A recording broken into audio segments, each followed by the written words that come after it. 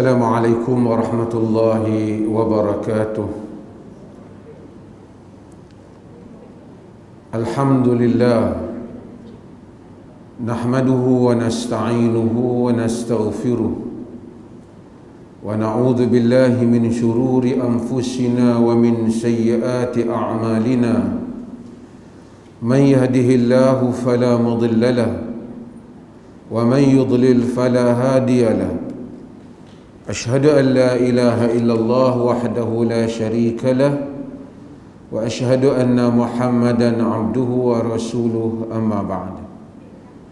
Hadirin dan hadirat yang dirahmati Allah, kita masih lagi dalam babul hathi 'ala al-khusyu' fi shalah, bab galakkan atau gesaan khusyuk di dalam salat. Hadis yang berikutnya ialah hadis daripada Aisyah radhiyallahu anha.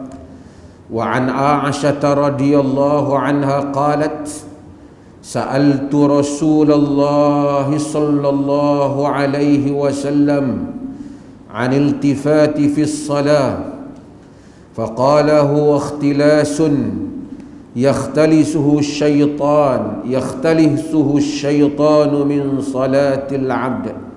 Rawahul Bukhari wa Tirmidzi an Anas wa sahhahu, iyyaka waltifata fi shalah fa innahu halakah fa in kana la bud fa fit tatawwu'.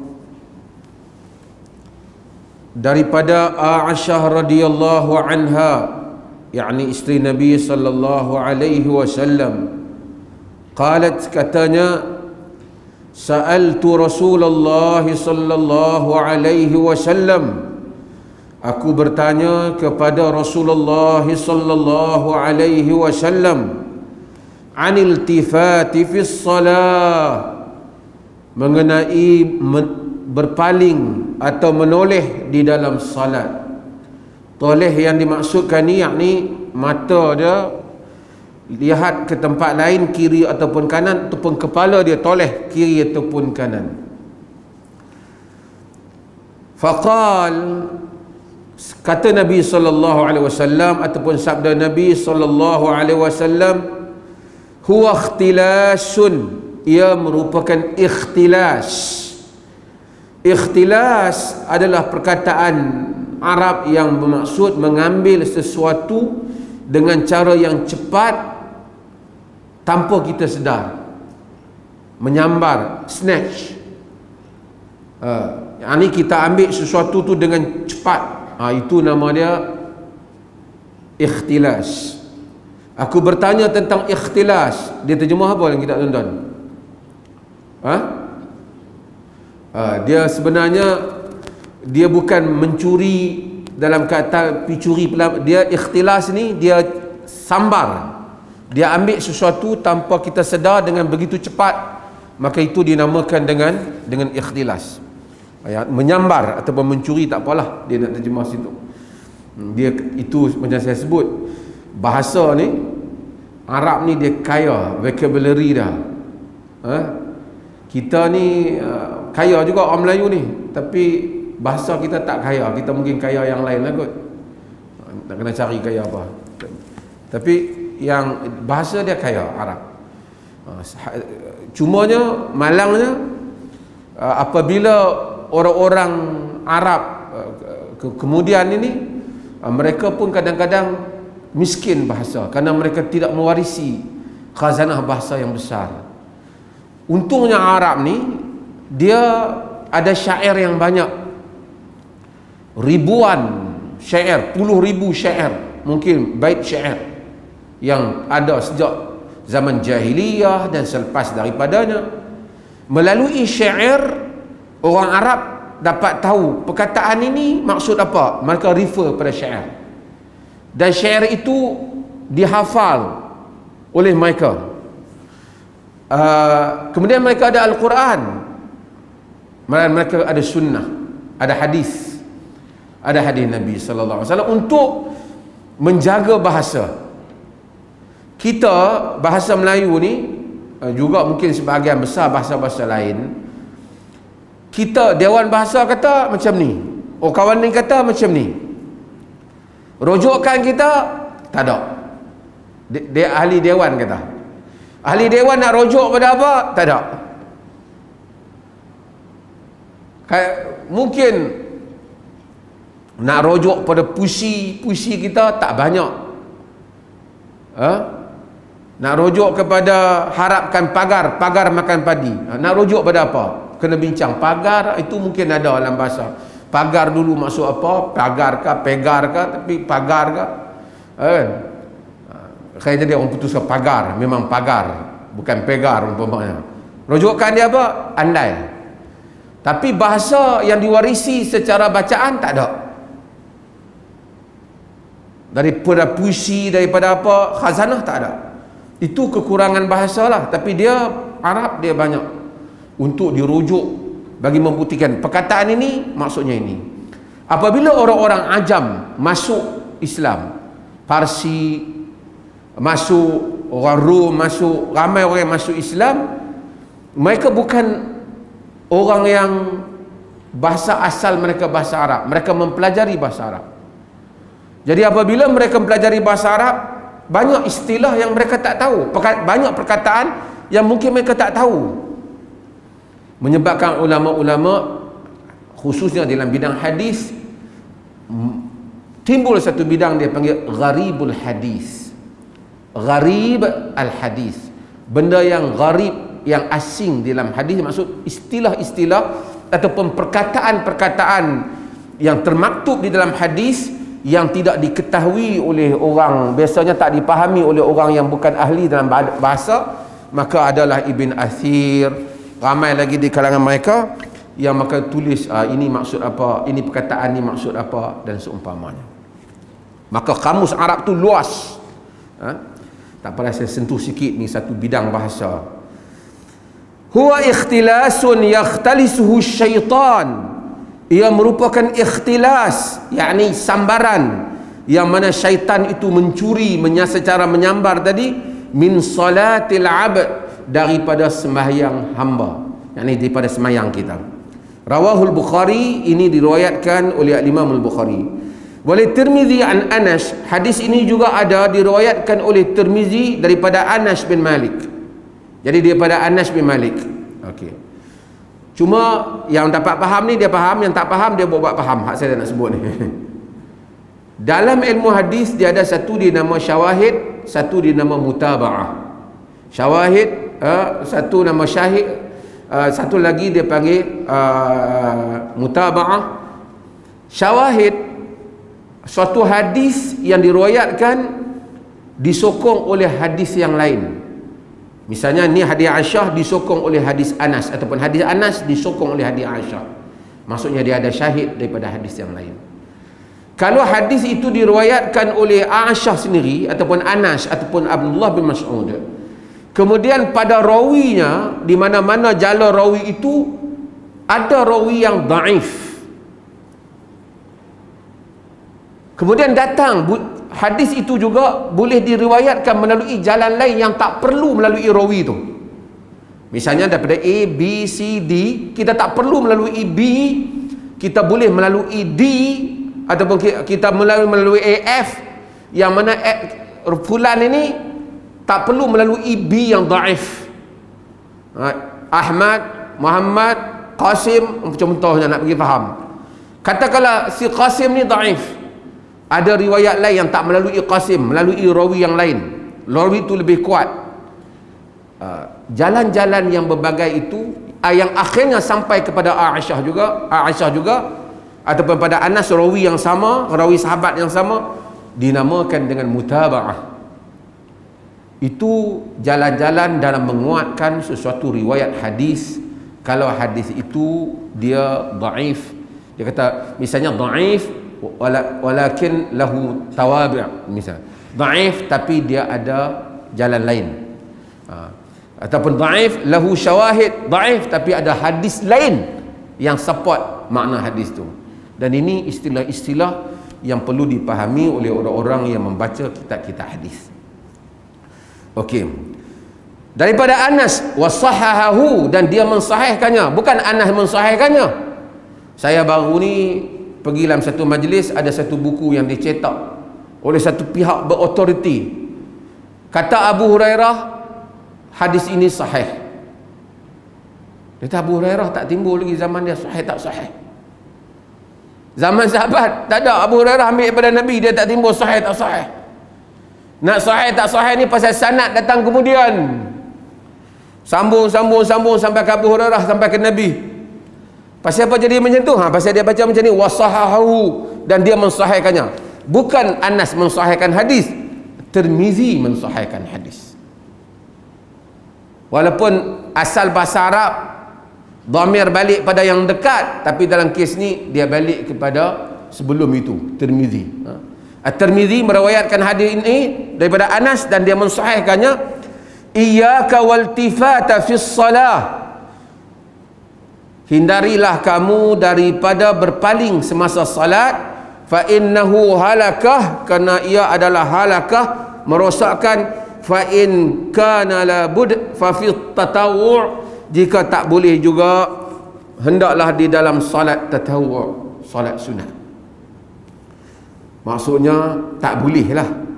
Tapi kalau jenis tak boleh juga duk pusing ni, Nabi kata kalau tak boleh tahan, semayang sunat tu ringan sikit. Bukan maksud Nabi suruh buat dalam semayang sunat. Semayang fardu sebolehnya hendaklah kamu elak daripada hal ni. Hadis Aisyah ni, Aisyah tanya Nabi SAW. Ini hebatnya faedah isteri-isteri Nabi dan soalan-soalan yang mereka tanya kepada Nabi SAW, khususnya isteri Nabi seperti Aisyah, seperti Ummu Salamah yang banyak meriwayatkan daripada baginda SAW, seperti Hafsah juga yang banyak meriwayatkan daripada Nabi SAW. Dan itu adalah kekuatan, menunjukkan Nabi itu adalah merupakan seorang Nabi. Agama ni, mungkin manusia ni dia boleh beragama kadang-kadang di luar rumah dia nampak beragama, di dalam rumah dia tak beragama, tak ada agama kan. Orang lain tengok macam sakan lah. Bini dia kata tak boleh pakai mengarut dia ni. Pasal manusia mungkin boleh berlakon dalam sejam, setengah jam, 2 jam, tapi tak boleh nak berlakon 24 jam.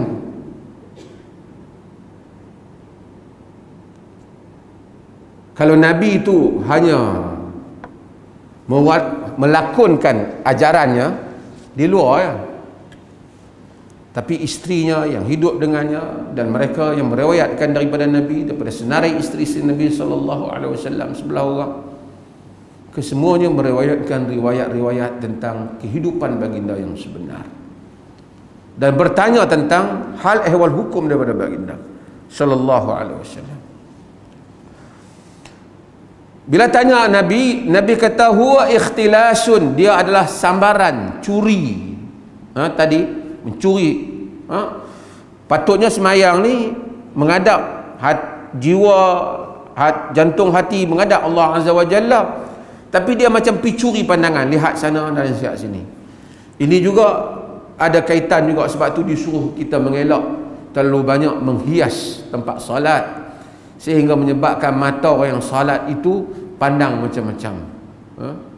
Dan disuruh kita lihat kepada tempat sujud.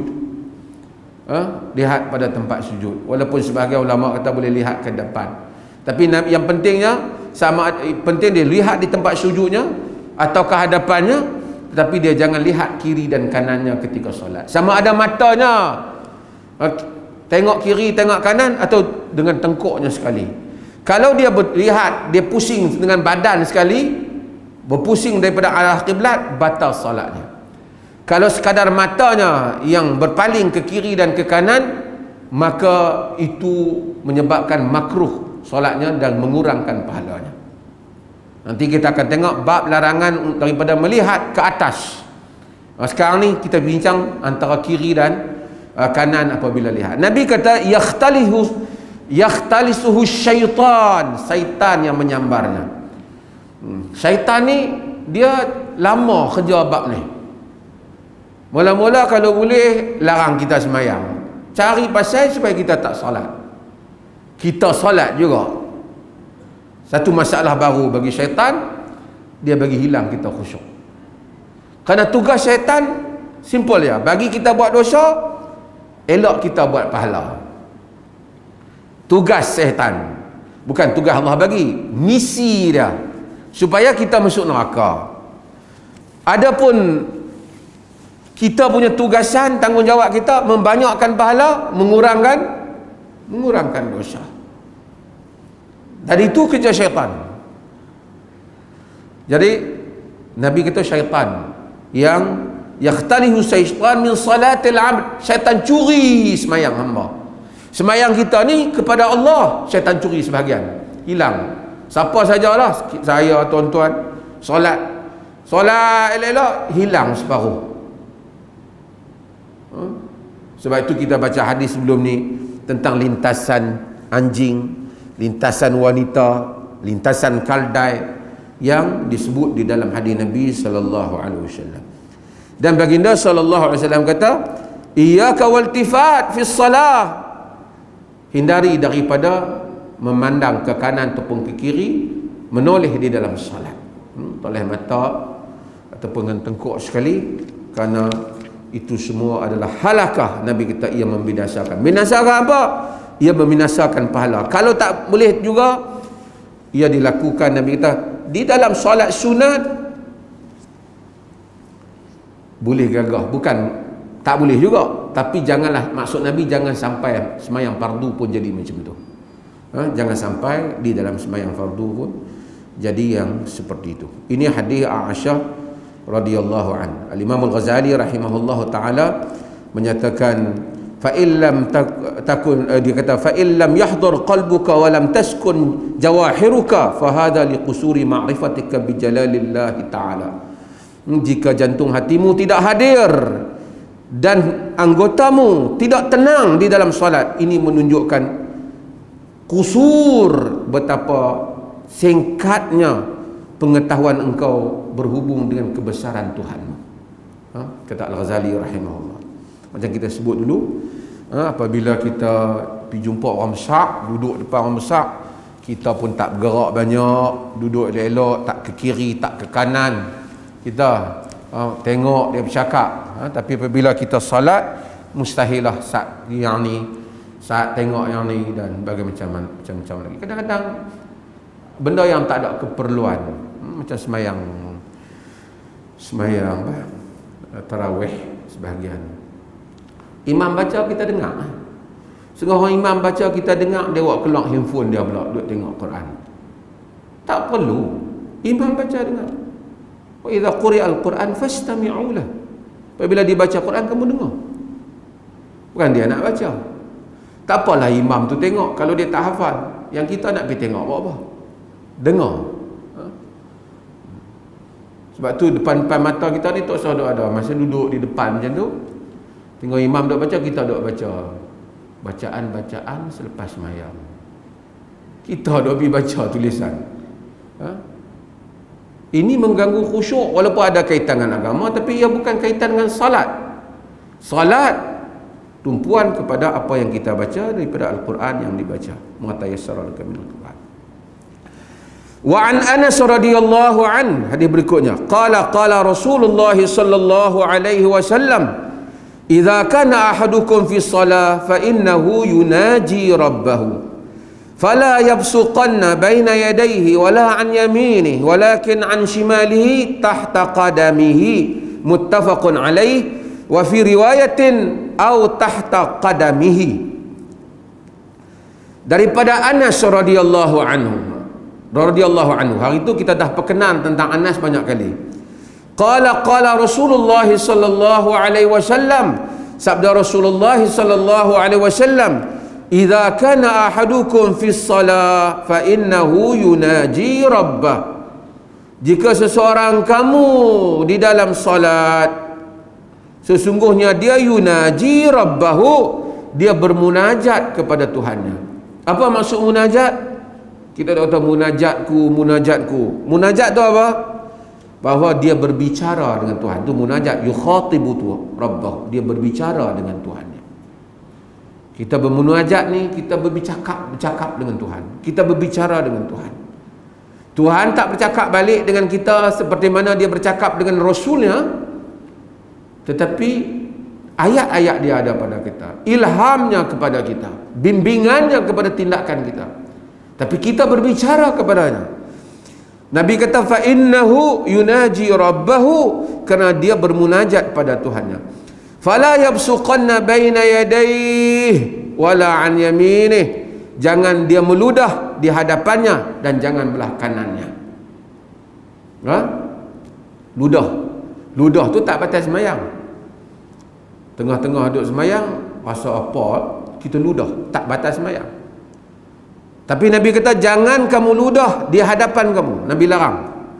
Wala an yaminih, jangan di kanan. Jangan dia meludah di hadapannya dan jangan dari kanan, sebelah kanannya. Walakin an shimalih, tetapi kalau dia nak meludah juga sebelah kirinya. Bukan Nabi suruh ludah, kalau nak ludah juga sebelah kirinya, tahta qadamihi, di bawah kakinya. Yakni dia ludah sebelah kiri, dia pijak balik dengan kaki dah, tutup tempat tu supaya orang lain tak terkena ludah dia. Air ludah tidak najis, tetapi ia dianggap jelek oleh orang lain. Muttafaqun alaih, riwayat Al-Bukhari dan Muslim. Wa fi riwayatin au tahta qadamihi, dalam riwayat yang lain ataupun di bawah kakinya. Ini panjang sedikit perbahasan tentang hadis ini. Nabi kata dalam hadis ini, apabila seseorang kamu di dalam salat, maka dia bermunajat kepada Tuhannya. Salat ni kita bermunajat kepada Tuhan, cakap kita dengan Allah Azza wa Jalla.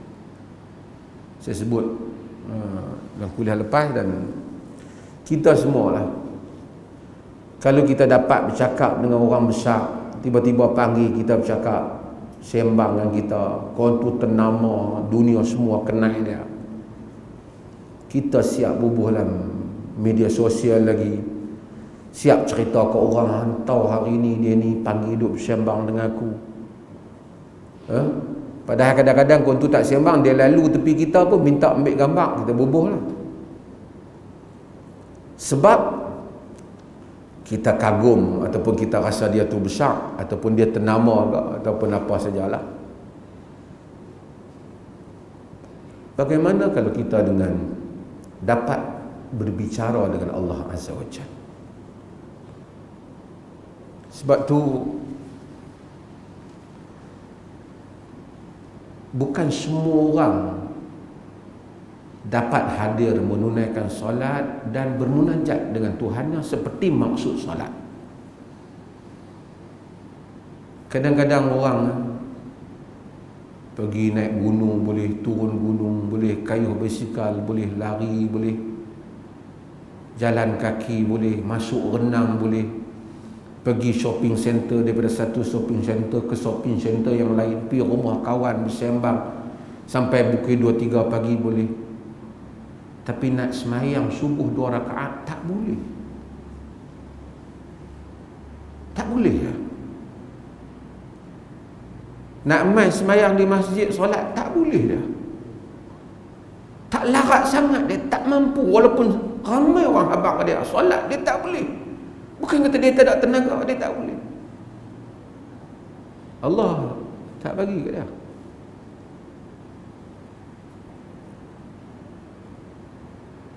Yang lain kita tengok dia ni, kita kata semua bagus, tolong orang rajin ni semua, dia semayang dia tak boleh. Allah tak terima dia.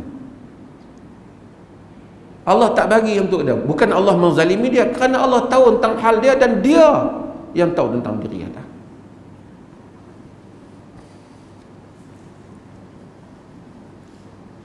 Solat subuh, ada orang malam, kalau habaq kata bola, dia boleh kunci jam, bangun boleh. Orang kata malam ni kita nak bawa kereta, nak pergi Kuala Lumpur ke apa, tak apa, aku tidur siang dulu, sekali kopi, kita pukul 3 bangun, dia buat boleh. Hari-hari nak bangun sembahyang subuh, tak boleh. Tak boleh ya. Jenuh, orang kejut macam mana pun tak bangun dah.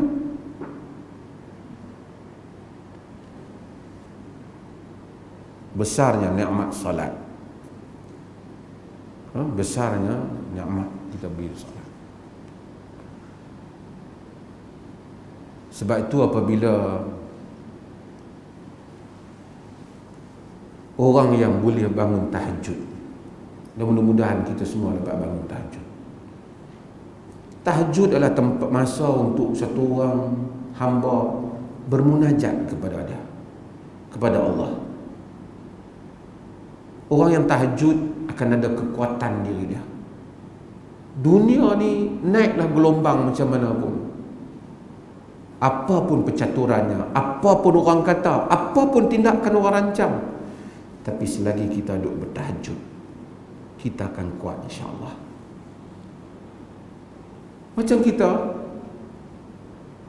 Allah Maha Suci daripada dibandingkan, tapi manusia dalam kehidupan, orang pejabat marah semua kat dia, tapi dia berapat dengan bos.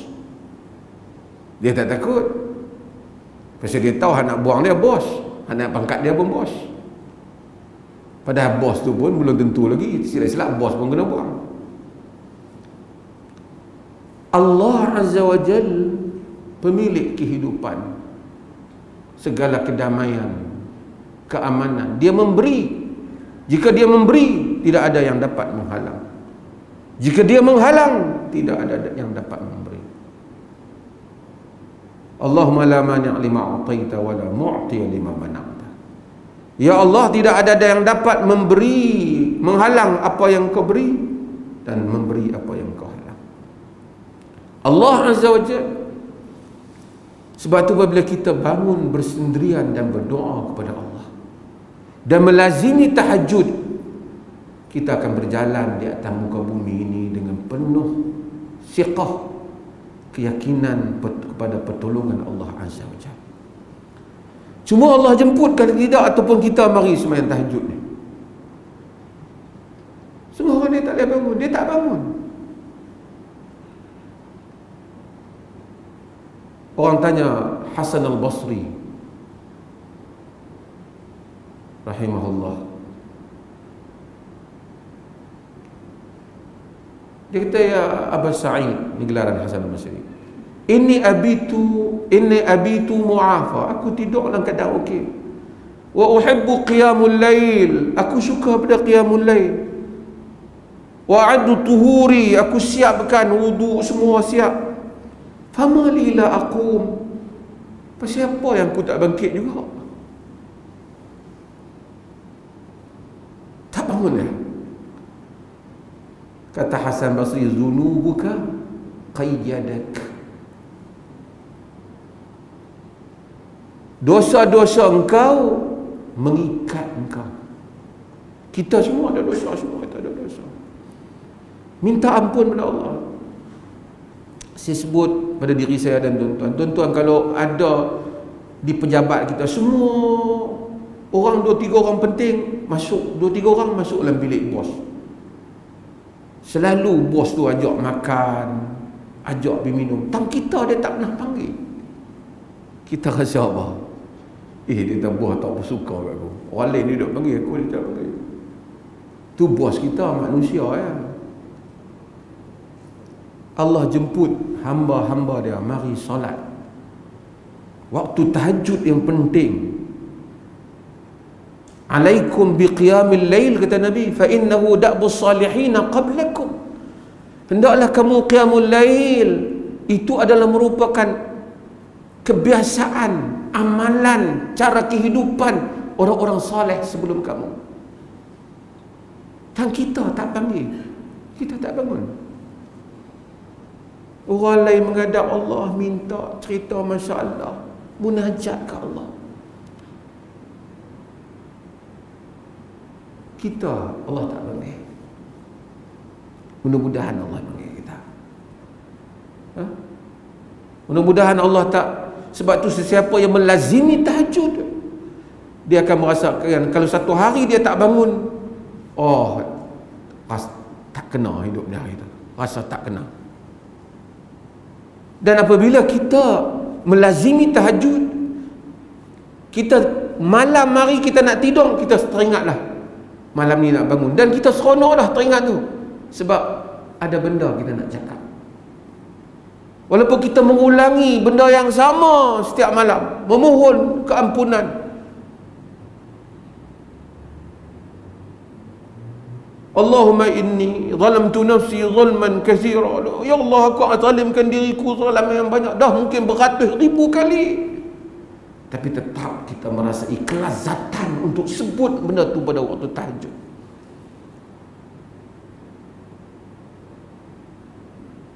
Sebab itu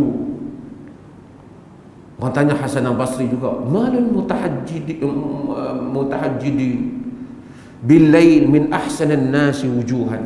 Pasal apa orang yang tahajud tu tengok wajah mereka elok, muka tu jugalah, tapi ada nur pada wajah mereka. Bukan aura apa orang cakap ni, tapi ada nur. Kita tengok muka orang saleh, ada nur pada wajahnya. Tengok muka dia, kita tahu orang baik, orang saleh, ada haibah wajahnya. Kata Hasan Basri, li'annahum khalau bi rabbihim, li'annahum khalau birrahman, kerana mereka itu bersendirian dengan Tuhan Ar-Rahman. Fa'albasahum nurahu, lalu Tuhan Ar-Rahman pakaikan kepada mereka cahayanya.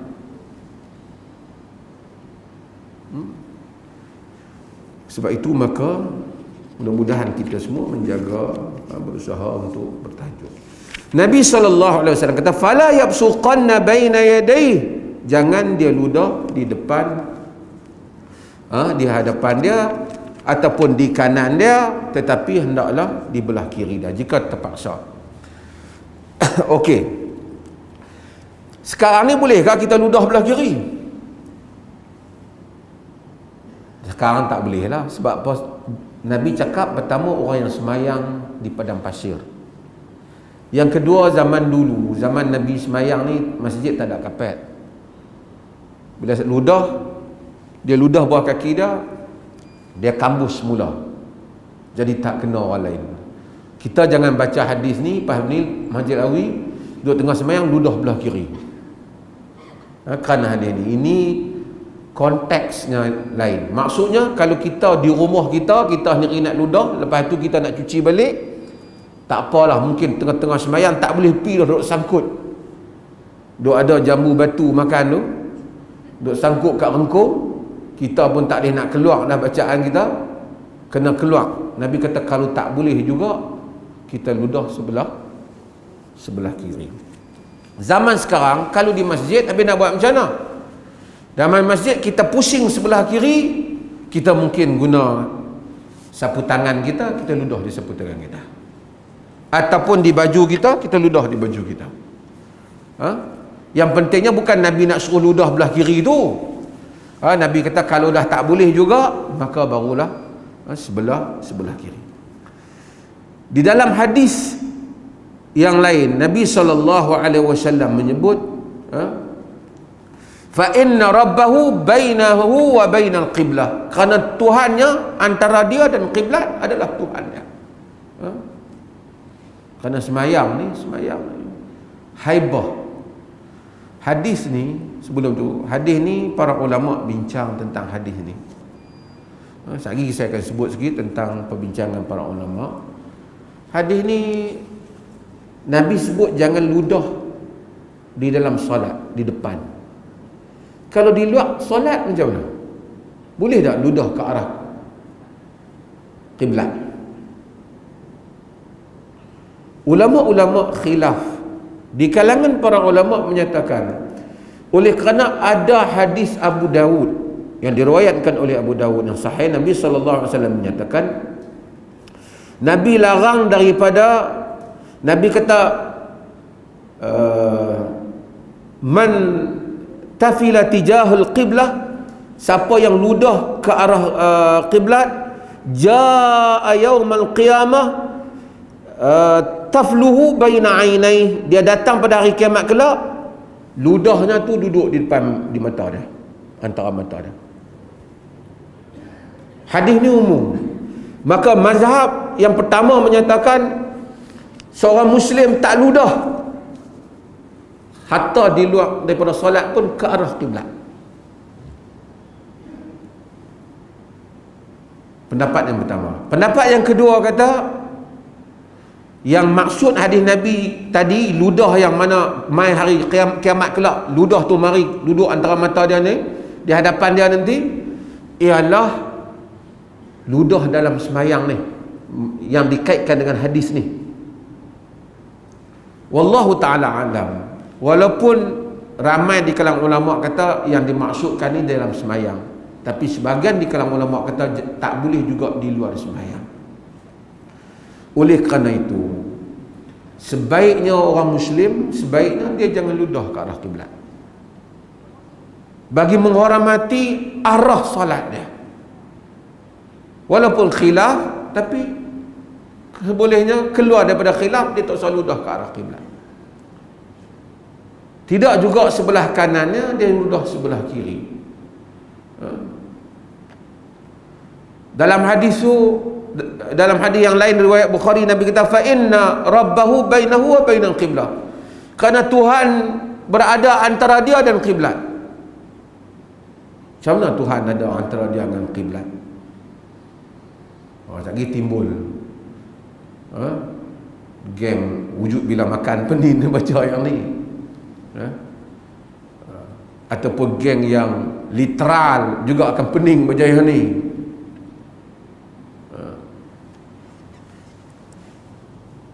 Dia ma'iyah ni maksud Allah bersama dengan kita. Bersama ni ada dua. Bersama ni bukan maksud zat Allah tu sama dengan kita, tapi ilmu Allah bersama dengan kita, ataupun pertolongan Allah sama dengan kita. Ma'iyah ni kebersamaan, ada dua. Satu dia panggil ma'iyah amah, kebersamaan umum. Tuhan ni bersama manusia. Tuhan ni bukan macam sebahagian kata Allah ada di mana-mana. Tidak.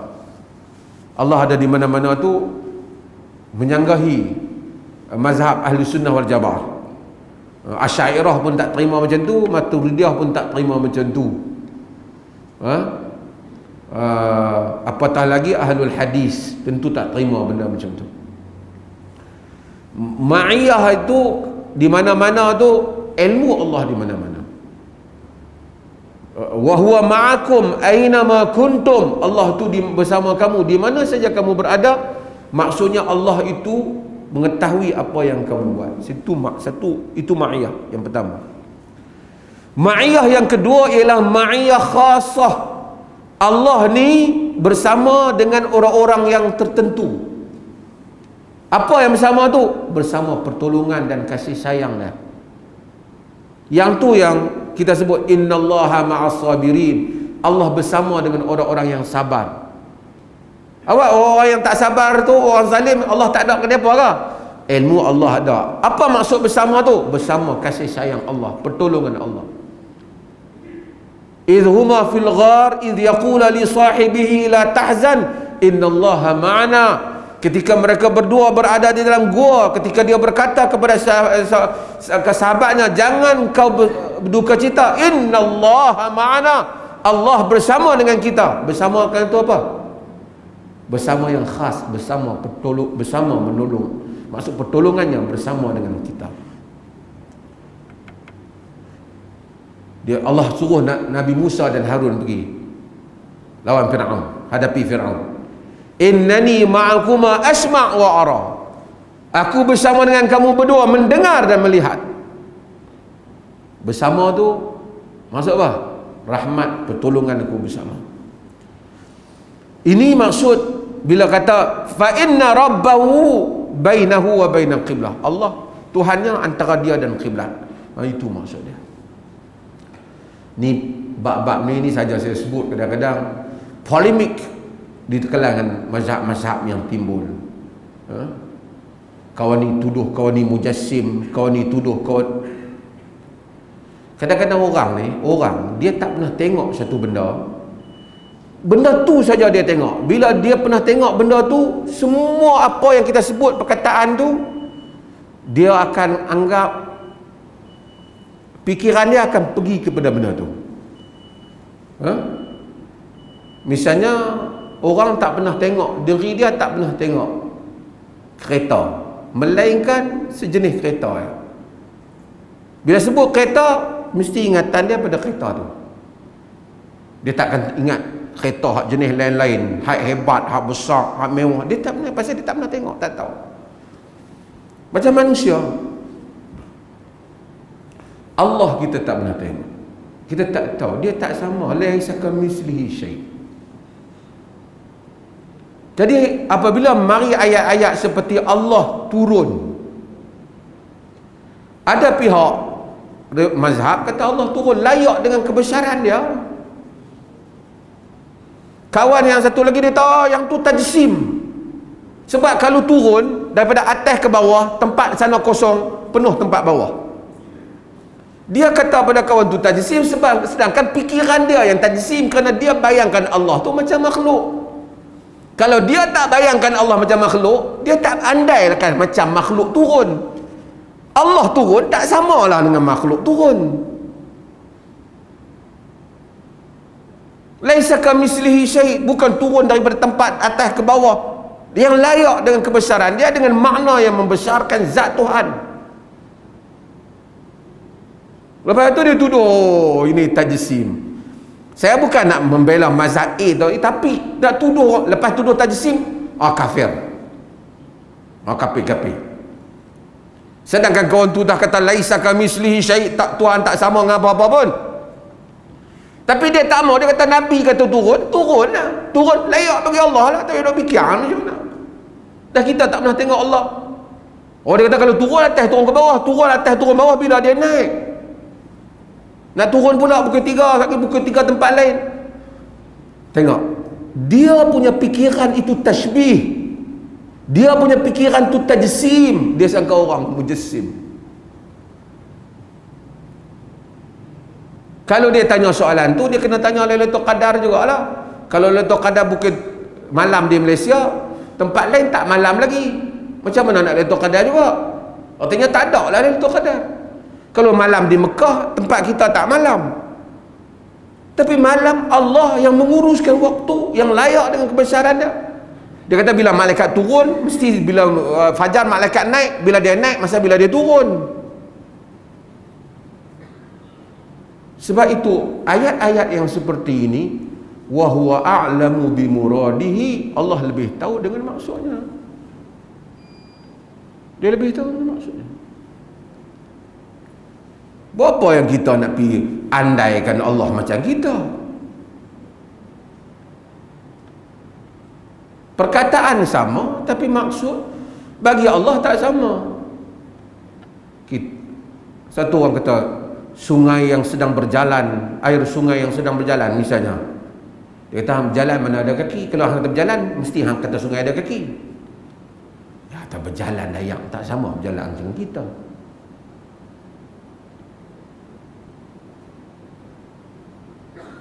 Waktu berjalan, waktu kan ada kaki nak berjalan. Dia apabila kita ada fikiran yang salah, kita andai yang salah. Semua mazhab-mazhab ni mentanzihkan Allah. Saya bukanlah nak takhtikkan A ataupun B, tapi mengkafirkan orang atas hal-hal yang seperti ini adalah kerja-kerja jahat yang tujuan untuk memecah belahkan umat Islam antara satu sama lain. Nabi SAW melarang untuk kita meludah di hadapan seketika kita salat, atau di kanan ataupun di kiri. Di kanan, melainkan kita kalau nak ludah juga, kita boleh ludah di kiri. Timbul, pasal apa tak boleh ludah belah kanan? Para ulama dan hadis juga menyatakan kerana fa inna an yaminihi malakan, kerana di sebelah kanannya ada malaikat yang menulis amal. Iz yatalaqqal mutalaqiyan anil yamin wa anil shimali qa'id. Malaikat dan kiri dan kanan. Kita kata kalau tak boleh sudah belah kanan pasal ada malaikat, belah kiri pun ada juga. Yang ni malaikat tulis tentang kebaikan, malaikat dia juga malaikat, malak. Pasal apa tak boleh ludah? Pasal apa boleh pula nak ludah sebelah kiri? Maksudnya asalnya tak boleh ludah, depan pun tak boleh, tentu tak boleh, kanan pun tak boleh, kiri pun tak boleh. Tapi dah nak terludah juga, maka antara tiga tu, jihad tu, jihad yang kiri lebih ringan daripada yang dua lagi. Itu maksudnya. Apa itu suruh ludah ke belakang je lah. Kalau dia ludah belakang, dada dia membelakangi kiblat. Bila dah keluar membelakangi kiblat, itu membatalkan salat. Membatalkan salat. Wallahu ta'ala a'lam. Azan dulu dan sebelum saya jawab soalan.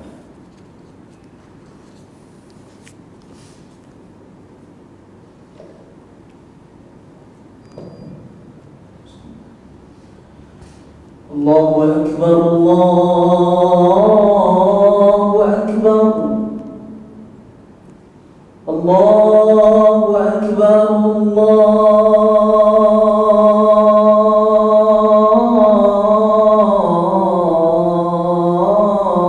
Allahu Akbar. Asyhadu an la ilaha illallah.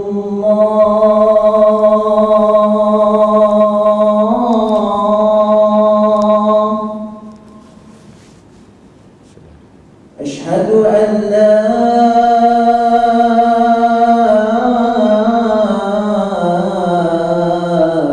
ilaha illallah.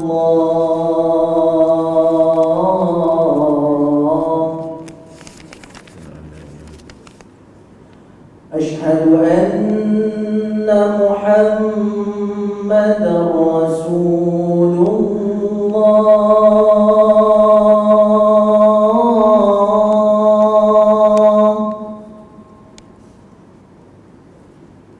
Asyhadu anna Muhammadar Rasulullah.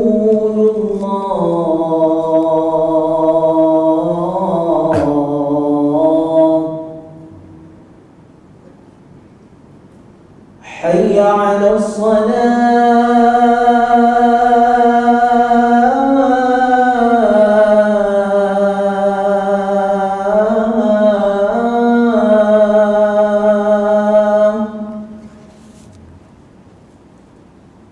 Hayya 'alas salah.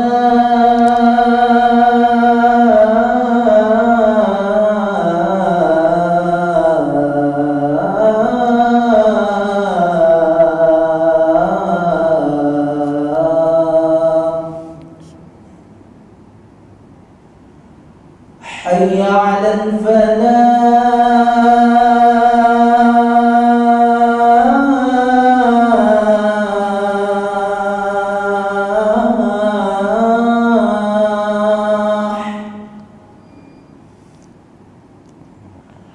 Hayya 'alal falah.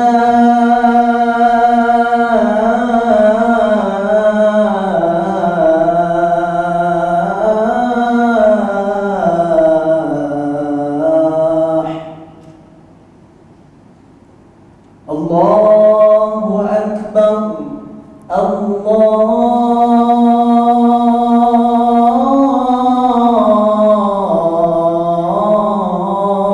Akbar.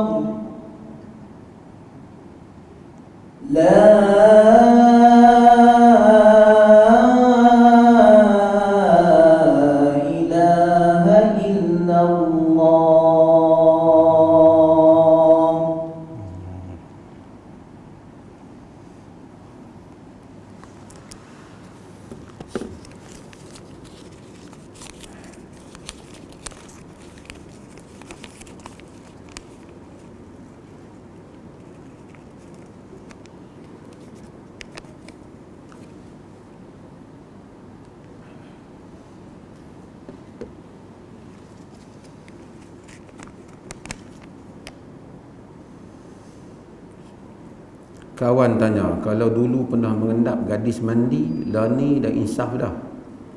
Perlukah kita minta maaf pada mangsa? Yang takutnya lah ni mangsa Skoding tu dah kahwin dengan big boss tempat kerja dia.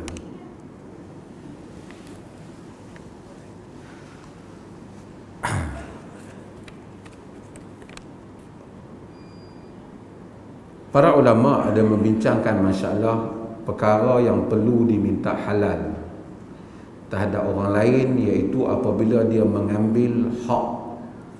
Mengambil hak ni seperti harta, ataupun dia telah mentohmah dengan satu tomahan yang telah menyebabkan orang yang ditohmah itu ataupun dicaci itu mendapat mudarat, yakni dizalimi. Perkara-perkara yang seperti ini dia kena yastahil, dia kena meminta halal di dunia ni. Adapun jika dia melihat, dia nampak hal-hal yang seperti itu antara dia dengan Allah Azza wa Jalla. Walaupun hal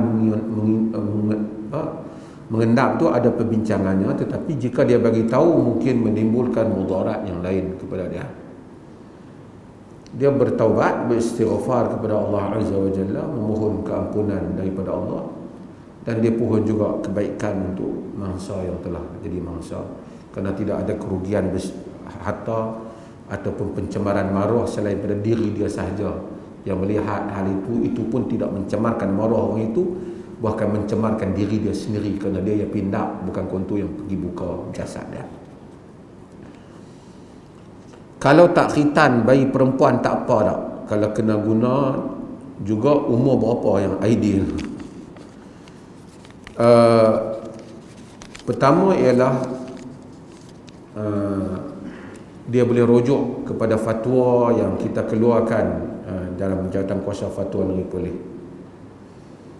Pandangan kita ialah khitan dibolehkan untuk perempuan, lelaki diwajibkan, dibolehkan tapi tidak diwajibkan. Dibolehkan tapi tidak diwajibkan. Jika perempuan itu ingin melakukannya, lebih seperti mendekati kosmetik surgery, kerana wanita Arab ni dia khitan dengan pilihan mereka. Alat sulit wanita tu ada bangsa yang mana alat sulit dia tu terlebih dan tidak elok pada pandangan suami, maka dia ada pilihan untuk melakukan hal itu. Kalau dia tak nak melakukannya, dia tidak menjadi kewajipan untuk dia melakukannya. Ada mazhab yang melihat disuruh untuk mengkhitankan anak perempuan, tapi itu bukan pilihan kita di dalam fatwa. Kita menyatakan kalau sekiranya dia besar, dia nak pergi buat surgery khitan untuk dia kerana memotong lebihan labia majora dia ataupun seumpamanya, dia boleh lakukan hal itu, tapi tidak menjadi suruhan agama. Lahir anak perempuan pergi khitan, kita tidak menganggap itu satu perintah agama. Hadis hal itu dhaif. Jadi kalau siapa dapat anak perempuan dia tak khitan, tak ada masalah. Kalau dia nak khitan pun hendaklah dengan cara yang elok. Peringkat doktor ni ikut undang antarabangsa ni dia tak boleh buat, kerana dia anggap doktor, kalau praktis doktor dia tak boleh buat, dilarang. Dan sebab tu timbul isu peringkat antarabangsa pasal khitan perempuan ni, memotong dia punya klitoris dia tu. Jadi boleh rujuk pada fatwa kita, ada pendetailan di situ. Kita bahaskan juga hadis-hadis yang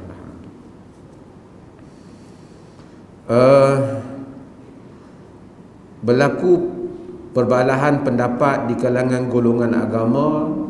Sebagai orang awam, apa yang patut kami lakukan kerana kami akan bertambah pening?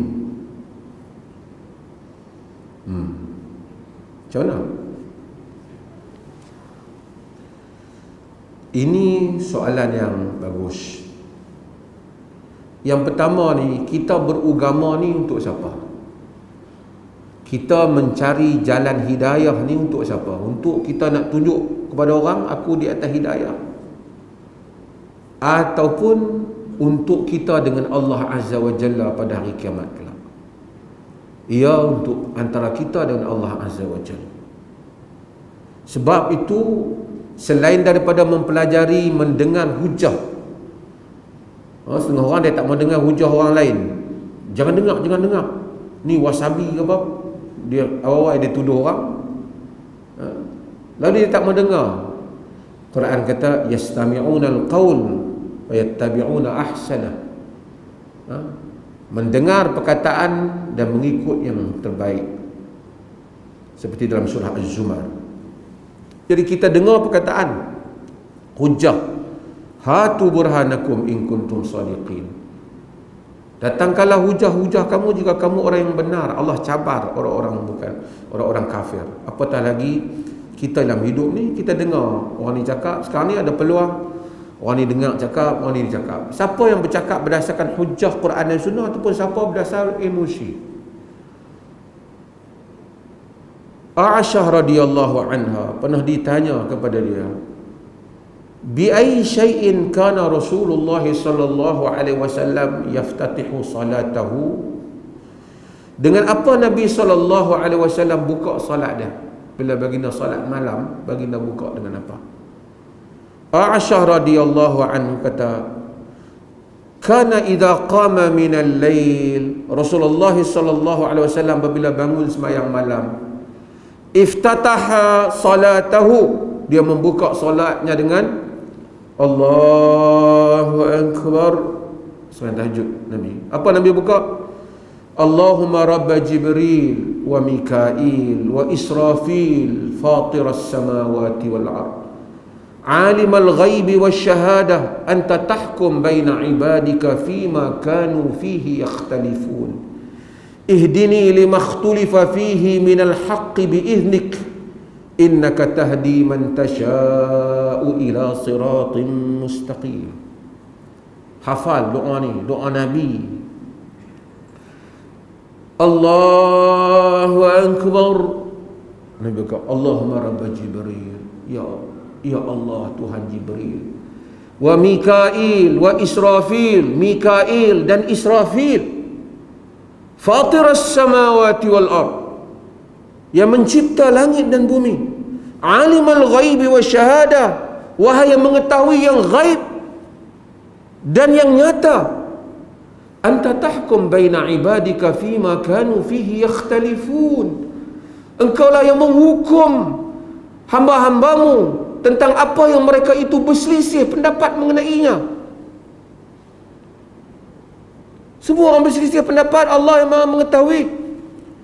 Ihdini lima ikhtulifa fihi minal haqqi biiznik, tunjukkanlah aku kepada apa yang mereka selisihkan itu dengan izinmu, kepada kebenaran. Innaka tahdi man tasha'u ila siratin mustaqim, sesungguhnya engkau menunjukkan sesiapa yang engkau kehendaki kepada jalanmu yang lurus. Berhujah, mendengar hujah, doa, tahajud. Orang awam ni, terutama zaman ni, tahajud pada Allah supaya Allah tunjuk mana jalan yang lebih Allah redha. Nak ikut petua ke? Sekarang orang kata kalau ikut Quran dengan hadis dia tak betul.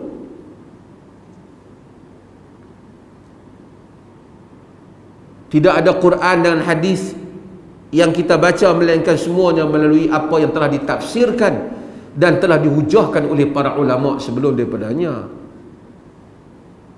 Tapi asasnya Quran dan hadis dengan kepahaman yang benar, bukan kepahaman yang direka-reka, kepahaman yang dirujuk kepada para ulama ahli dalam bidangnya sejak zaman dahulu, daripada imam-imam yang 4 sehingga kemudian ataupun sebelum daripada itu di kalangan para sahabat. Dan perbincangan ini bukan nak memenangkan sesiapa. Allah kata ud'u ila sabili rabbika bil hikmati wal mau'izatil hasanah wajadilhum billati hiya ahsan Inna rabbaka huwa a'lamu biman dhalla an sabilihi wa huwa a'lamu bil muhtadin. Serulah ila sabili rabbik, ke jalan Tuhanmu, bukan jalan mufti, bukan jalan ustaz, bukan jalan siapa-siapa, jalan Tuhanmu, bil hikmati wal mau'izatul hasanah, dengan hikmah, yakni perkataan yang tepat, hujah yang benar, wal mau'izatul hasanah, dan nasihat yang baik, wajadilhum billati hiya ahsan, dan berdebatlah dengan mereka dengan cara yang baik. Ni saya nak pesan kawan-kawan yang nak menyuruh pada dakwah yang benar, jangan maki orang, bagi hujah tak apa.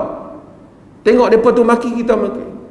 Inna rabbaka huwa a'lamu biman dhalla an sabilihi wa huwa a'lamu bil muhtadin. Tuhanmu lebih tahu siapa yang sesat daripada jalannya, dan dia lebih tahu siapa yang mendapat petunjuk.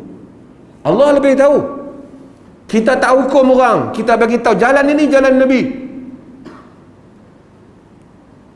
Tuan-tuan tengok, kelompok Ahbash kemudian menjadi racun kepada orang lain. Dalam perbalahan timbulkan perbencian. Dia nak benci Ibn Taymiyah, Ibn Qayyim, Al-Qaradawi, semua ulama-ulama dikafirkan. Kafirkan semua ulama Saudi kerana tajsim, mujassimah. Bila kafir ulama Saudi, kafirkanlah semua imam-imam Masjidil Haram, Masjid Nabi, sama juga mereka di atas mazhab Saudi. Cuba dia fikir, bila hampa kafirkan, tuduh mujassimah, hampa telah mengkafirkan juga imam-imam. Artinya selama ni orang yang pergi semayang Masjidil Haram, Masjid Nabi, semayang tak sah di belakang orang kafir.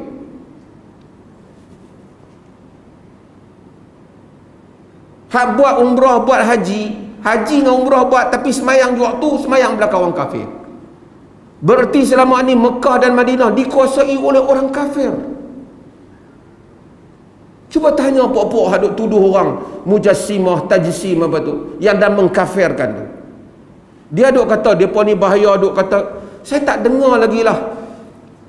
Alhamdulillah di Malaysia ni orang yang dakwah ni melainkan 1-2 orang. Hak tu yang jenis apa, yang terlucut tali ni lain cerita. Yang lain semua saya tak pernah dengar yang kata kafir, orang baca Yasin ke kafir, tak kata. Cuma mereka kata hadis sahih tak ada masalah tu, baca surah kafir. Mereka kata kalau kita baca Yasin kita semua masuk neraka. Hak tu dia yang tambah. Dia tambah, lepas tu dia kalang kabut. Arab kata darabani wa baka, syatamani washtaka. Dia pukul aku, dia menangis, dia maki aku, dia mengadu. Darabani wa baka, dia pukul aku, lepas tu dia pukul orang, lepas tu menangis. Oh, dia pukul saya. Tak pukul dia apa. Syatamani washtaka, dia maki aku, dia pergi mengadu. Oh, dia maki aku. Tak ada siapa yang kata orang tahlil jadi kafir. Tak ada siapa kata. Orang kata amalan tu Nabi tak buat. Mungkin orang yang buat, hatta kita kata mungkin orang yang buat amalan yang Nabi tak buat, yang dia sangkakan sunnah, dia mendapat pahala pada zaman dia sangka sunnah, sehingga dia mendapat ilmu yang lain. Itu tugasan pendakwah membetulkannya. Ni ada satu penceramah, dia ceramah daripada Terengganu, tak mahu sebut nama. Ceramah dalam masjid, tipu. Dia kata mufti Perlis kata akad nikah dalam masjid haram. Fatwa Perlis clear kata boleh akad nikah dalam masjid, boleh buat. Sebelum fatwa tu keluar berapa lama tahun, boleh rujuk ceramah saya, boleh angkat nikah dalam masjid jika ada keperluan. Bahkan ada hadis dalam Tirmizi digalakkan oleh sebagian ulama dalam nikah masjid, tapi tak disyaratkan sah angkat nikah dalam masjid. Oh, dia sendiri buat cerita tu, dia sendiri naik panah hati. Kalau ada orang di Perlis kata, itu bukan fatwa Perlis kata. Orang di Terengganu, orang di Kelantan, orang di Pahang pun ada kata macam-macam. Ayah Pin di Terengganu takkan nak kata hang sama dengan Ayah Pin.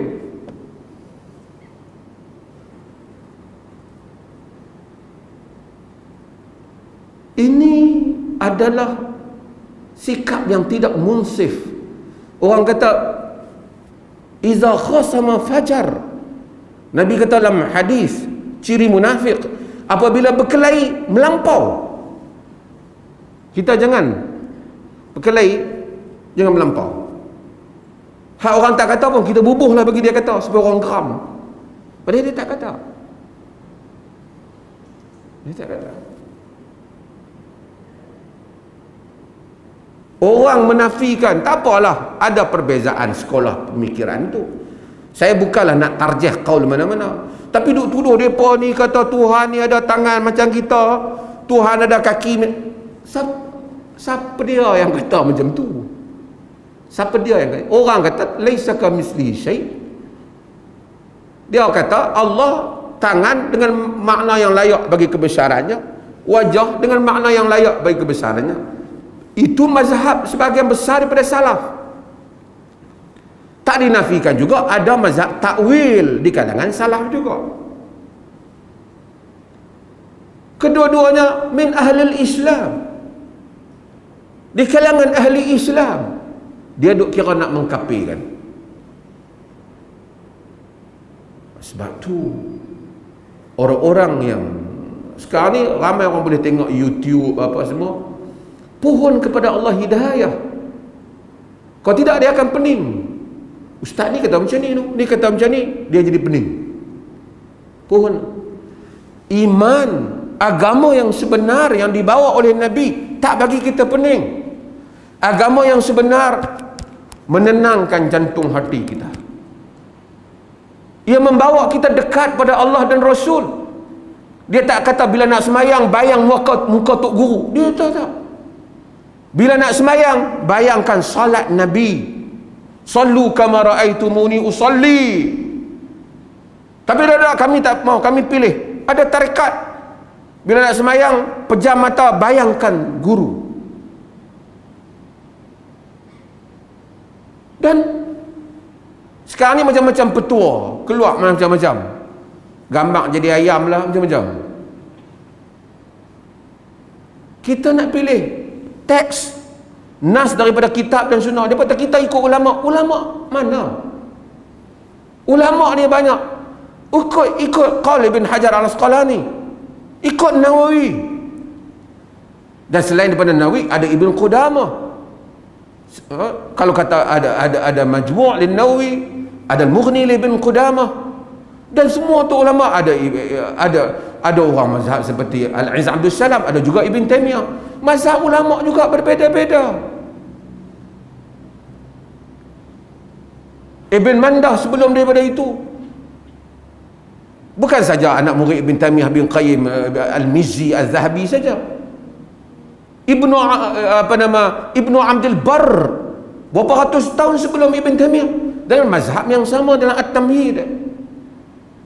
Jadi luas dada Islam ini, yang duk kalut nak PKP orang buat apa?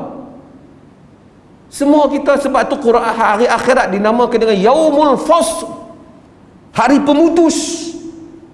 Semua yang kita berbalah ni Allah putus di hadapan dia nanti. Dan Allah lebih tahu siapa yang menghendaki petunjuk dan siapa yang menghendaki kepentingan dirinya. Pasal agama ni menguntungkan. Ramai orang nak jadi ustaz di Malaysia ni. Ustaz ni modal yang aliok je. Modal yang aliok saya dapat sampul.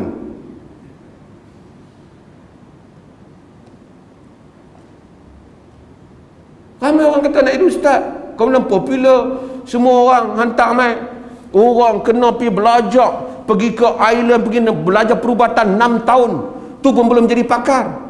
Pergi kursus dengan ustaz 5 hari jadi pakar perubatan Islam.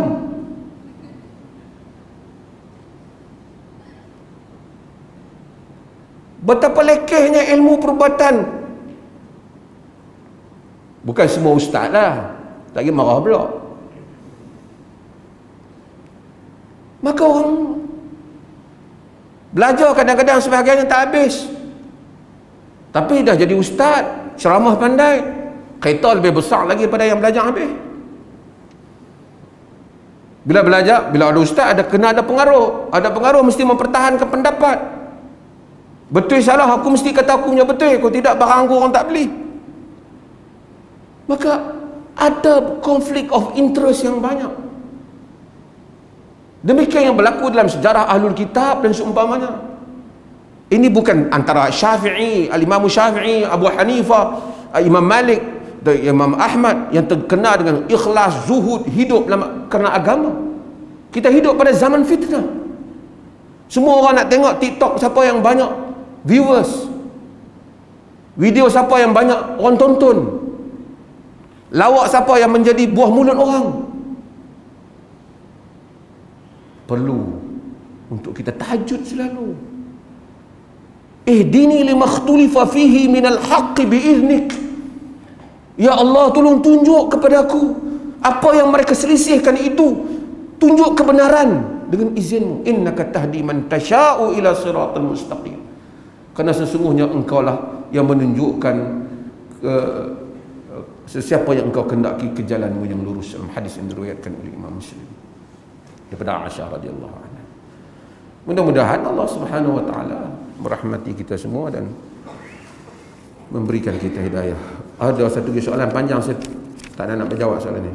Cuma saya nak jawab nombor 3 dah. Pohon Dr. Mazhar dan seluruh jemaah masjid supaya mendoakan kakak saya sekarang berada di hospital disebabkan appendix dan jangkitan kuman. Allahumma shfiha, Allahumma shfiha, Allahumma shfiha. Mudah-mudahan Allah menyembuhkannya. Ya Allah, sembuhkan dia. Ya Allah, sembuhkanlah dia, ya Allah. Tahurun wa syifa, insya-Allah. Mudah-mudahan Allah sembuhkan dia. Ada soalan dia yang lain, bukan saya tak mau jawab, tentang ijazah, tentang masalah rawi maqbul. Ini panjang sikit kerana teknikal sikit tentang hadis, pandangan Ibn Hajar tentang maqbul makna apa, dan kadar maqbul, rawi maqbul yang memerlukan mutaba'ah atau memerlukan syawahid. Saya jawab kemudian, kerana kalau saya jawab yang tu sebahagian akan tengok dia luyuk. Saya kena jawab apabila mari rangkaian sanad tu, saya akan tunjuk tentang makna hadis itu, insya-Allah. Wa sallallahu ala nabiyyina Muhammad walhamdulillahi rabbil alamin.